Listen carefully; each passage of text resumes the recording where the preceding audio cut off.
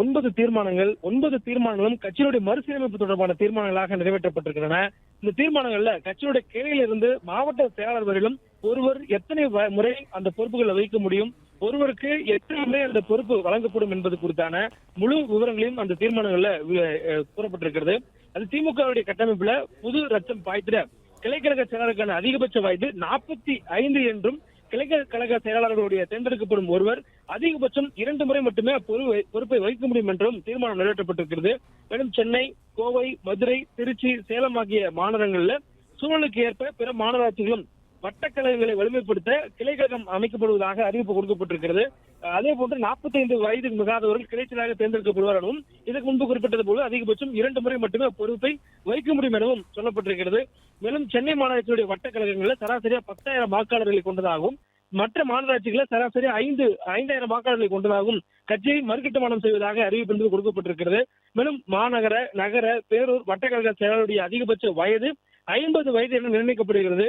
அதே போன்று வட்டக்கழக செயலாளர்களும், அதாவது மாநகர, நகர, பேரூர் வட்டக்கழக செயலாளர்களுடைய வயது வரம்பும் 50 என நிர்ணயிக்கப்படுகிறது.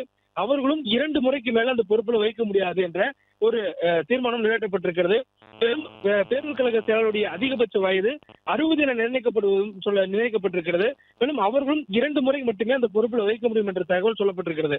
மேலும் சென்னை மாநகராட்சியில பகுதி கழகங்களுடைய சராசரியாக 40,000 வாக்காளர்களை கொண்டதாகவும், மற்ற மாநகராட்சியில பகுதி கழகம் என்பது 30,000 வாக்காளர்களை கொண்டதாகவும் மறுசீரமைப்பு கட்டுமானம் செய்யப்படுவதாக அறிவிப்பு கொடுக்கப்பட்டிருக்கிறது.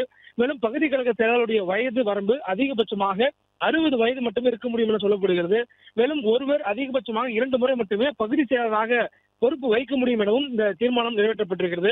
மேலும் நகர கழகங்கள்ல திமுக நகர செயலாளராக ஒருவர் அதிகபட்சமாக 60 வயது வரையிலும் இருக்கலாம் எனவும், ஒருவர் அதிகபட்சம் 2 முறை மட்டுமே நகர கழக செயலாளராக இருக்க முடியும் எனவும், 40,000 வாக்காளர்களை கொண்ட பகுதி ஒரு நகர கழகமாக உருவாக்கப்படும் எனவும் மறுகட்டுமானத்துடைய அறிவிப்பாக அந்த தீர்மானமும் நிறைவேற்றப்பட்டிருக்கிறது.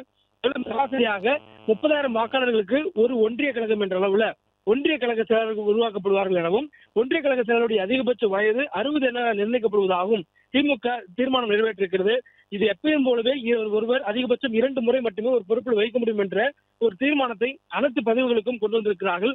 மேலும் வருவாய் மாவட்டங்களுடைய அடிப்படையில 2 சட்டமன்ற தொகுதிகளுக்கு ஒரு மாவட்ட செயலாளர் என்ற அளவுல மாவட்ட செயலாளருடைய பொறுப்புகள் மறுசீரமைப்பு செய்யப்படுவதாகவும், அதே போன்று ஒரு வருவாய் மாவட்டம் இருக்கக்கூடிய தொகுதிகளை பிரிக்கும் போது ஒரு தொகுதி மட்டும் எஞ்சிருந்தால், அதாவது 2 மாவட்ட செயலாளர் 2 தொகுதிக்கு ஒரு மாவட்ட செயலாளர் போது 7 தொகுதிகள் இருக்கக்கூடிய அல்லது 9 தொகுதிகள் என்ற ஒற்றை இலக்கத்துல ஒற்றைப்படை வரும்பொழுது அந்த எஞ்சிருக்கக்கூடிய ஒரு சட்டமன்ற தொகுதியை எந்த மாவட்டத்துடன் பொருத்தமாக வருகிறதோ அதோடு இணைக்கப்படும் எனவும், மாவட்ட செயலாளருடைய அதிகபட்ச வயது 70 எனவும் நிர்ணயிக்கப்படுகிறது. அதே போன்ற ஒருவர் மாவட்ட செயலர் பொறுப்புல 70 வயது வரையும் தான் இருக்க முடியும் என்பதையும், 2 முறைக்கு மேல அவரால் இருக்க முடியாது என்பதையும் இந்த தீர்மானத்தை கொண்டு வந்திருக்கிறாங்க. மேலும் ஏற்கனவே மாநகர செயலாளர் என்ற பொறுப்புகள் திமுக இருக்கிறது. கோவை உள்ளிட்ட மாநகரங்கள்ல மாநகர செயலாளர்கள் இருக்கிறது. அதே போன்று தாம்பரம் மாநகர செயலாளர் இருக்கிறது. இது போன்ற மாநகர செயலாளர் என்ற பொறுப்பை இனி இருக்காது என்று அந்த பொறுப்பை நீக்குவதாக அறிவிப்பு கொடுக்கப்பட்டிருக்கிறது.